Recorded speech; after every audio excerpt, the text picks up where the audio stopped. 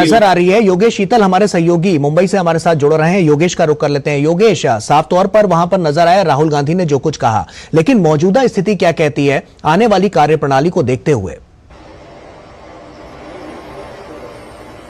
देखिए गौरव, इस वक्त हम दादर के शिवाजी पार्क के पास है, जहां पे राहुल गांधी की रैली जो है वो हो रही है। अभी तक स्टॉलिन और उमर अब्दुल्ला ने इस रैली को संबोधित किया है। अभी संबोधन जारी है। थोड़ी देर में राहुल गांधी भी अपनी बात रखेंगे। जहां तक आपने आज दिन भर की जो गतिविधि थी उसके बारे में बताया, मणि भवन गए, तमाम तरह के लोगों से मिले, अलग अलग बयानबाजी जो होती है वो हुई।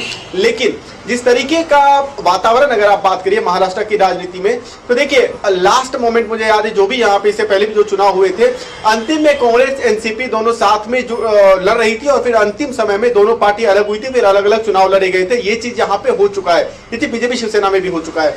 इसीलिए अभी तक जब तक जो पूरा जो गठबंधन है, अगर विपक्षी गठबंधन, इंडी गठबंधन की अगर बात करें, जब तक सीट शेयरिंग पे मुहर नहीं लग जाती तब तक सबसे पहली बात की कुछ कहा नहीं जा सकेगा, क्योंकि महाराष्ट्र में 5 चरणों में चुनाव है। अगर आप देखें तो 29 तारीख को, 26 तारीख को अप्रैल, और फिर उसके बाद 7 तारीख, 13 तारीख और 20 तारीख, इन 5 चरणों में यहाँ पे चुनाव है। पहले चरण में 5 सीटें, फिर उसके बाद 8 सीट है, फिर उसके बाद 11 सीट, और फिर चौथे चरण में भी 11 सीट, और अंतिम चरण में 13 सीटें। मैं ऐसा आपको इसलिए बता रहा हूं क्योंकि अगर आप सीट का इक्वेशन देखेंगे तो आपको लगेगा कि विदर्भ और मराठवाड़ा, जिसको लेकर इंडी गठबंधन को लग रहा है कि यहाँ पे कुछ बढ़त बनाई जा सकती है, क्योंकि मुंबई का जो पहले परिदृश्य, मुंबई में अभी भी जो अनडिवाइडेड शिवसेना है, जैसे अरविंद सावंत का आप उदाहरण ले लीजिए, वो यहाँ पे सांसद है।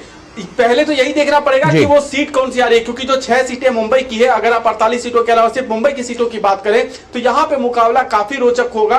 कुछ ऐसे यहाँ पे क्षेत्र है जहां पर शिवसेना के लिए बहुत मुश्किल होगी, क्योंकि एक तो शिवसेना स्प्लिट हो चुकी है, और ऐसे में आज जो सभा हो रही है जिसमें कि उद्धव ठाकरे भी मौजूद है, मल्लिकार्जुन खड़गे भी मौजूद है, खुद कांग्रेस के जितने भी घाघ नेता है, आप जिनको कह सकते हैं कि एकदम मंजे हुए नेता है, वो जो वहां पे नेता है।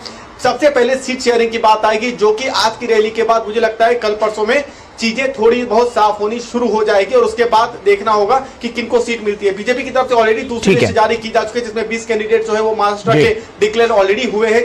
लेकिन अभी आज जो रैली है वो बहुत इंपॉर्टेंट है, और मुझे लगता है जो अभी दादर में जहां पे रैली हो रही है, इस रैली में राहुल गांधी क्या बोलते हैं वो बहुत कुछ तय कर देगा कि चुनाव का मूड किस तरीके से रहेगा मुंबई और महाराष्ट्र में। चलिए, बहुत बहुत शुक्रिया योगेश आपका, तमाम जानकारियों पर रोशनी डालने के लिए बहुत बहुत शुक्रिया आपका। और हमारे साथ